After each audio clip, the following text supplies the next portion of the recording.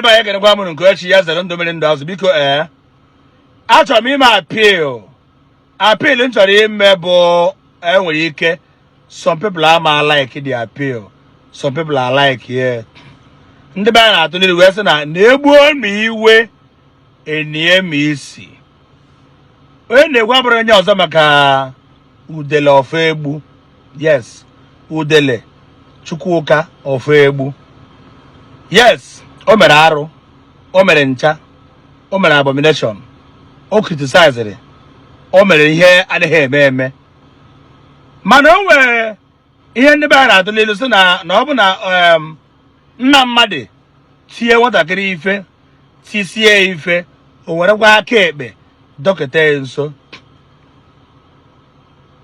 ọ bụ na ahapụ udele ebe ahụ ọ nwụọ okwu ka m na-ekwu udele nọrọ ebe ahụ nwụọ ebe ọ na-agbagharị ka o weta bee condition ụzọ ihe na-abụ dịkwa involve but before then appeal ka m na-ayọ ndị ụka onye ọbụla ka ji udele doo ọ bụ na udele emitiwuhu bee condition edoro m anya na onye ọbụla ji eni nwere power kwa ime call kpọọ ndị ụlọ ikpe si ya hapụ na onye a lose him let him go na nke a mere ya bụ gịnị na anyị tichiri ya lesson na ọ pụta na ọ ga-amụ ife ana m eme appeal asịrọ na na-eme by force because na onye ọbụla nwere human conscience mmadụ mee gị ihe ọjọọ ị ga-react ka iji bụrụ mmadụ reactcha ụzọ mgbe ahụ bụ oru inwe ihe a na-akpọ remorseful heart and that remorseful heart ya bụ inwe ọnya ka a na-akpọ na onye aka nwere the spirit of God nya work of Holy Spirit ka na-arụ ọrụ n'ime mana ọ bụrụ na mmadụ mee gị ihe ọjọọ esi na mma ha alị ya alị yes o ruru gị na ihe ha alị ya but that name Christian that was first called at Antioch according to the Bible n'ebe a kpọrọ anyị Christian nke ize bụ na Antioch and that is the meaning of Christ-like people nke na-akụzi forgiveness and repentance. Ndị Igbo na-atụle na-asị na ọ bụ na egbuo m iwe elie m isi udele cannot meet up such bare condition. You and I know the next thing that will put up there bụ na gịnị na udele ṅụrụ ọgwụ ọtapịa ọ ṅụọ ihe egbu mmadụ ọ nwụọ ka aga mana akwụkwọ nsọ nke ahụ anyị na-akụzikwa kwuru sị na ọ naghị atọ onye nwe anyị ụtọ na onye mmehie nwụrụ maka onye mmehie ọbụla nwụrụ ni according to Bible na ọ na-eje ọkụ ala mmụọ ọ bụ na ndị ụka tụọ nga ata ya afụfụ o wee pụtakwazie karịa akahio ma ọ bụ ndị ụka relizizie ọ ka na-akahiokwa ịma na ọnwụ ga-egbu ya dịzi ka nga wee na-ayọ ndị ụka ji udele doo yes eso m wee kwuo okwu si jide because udele kwuru against me kwucha against me kpọrịa m kwuo against onye isi anyị bụ Maazị Nnamdi Kanu bụ ọzọ Igbo ndụ kparịa si na ọ ga-anwụ n'ụlọ mkpọrọ kwuo against onye ọbụla kpọrịa ọ dị very bad mana ihe nna ayọ biko o nwere ka ọ dị asị na gịnị nwanne mere udele nwọrọ onwe on his own ọ ya aka daa ụda tọọ ndị mmadụ ụtọ but ọ da-atọ gbọtọrọ udele ya nwụọ ọ nwee ndị ọ ya atọ ụtọ na udele nwụrụ onwe na onwe ha egburu eni na ọ bụghị ndị ụka gbure mana ọ ya ajọ njọ na onye a na-anwụ ikpe ọnwụ na emechaziri asịzie nọọ ndị agha na-anwụ ikpe ọnwụ ya nọọ ndị o mejọrọ bụ ndị ụka o mejọrọ ihe m na-ekwu ya as a prophet of God esokwu ememe ọden o nwere ihe m na-afụ in future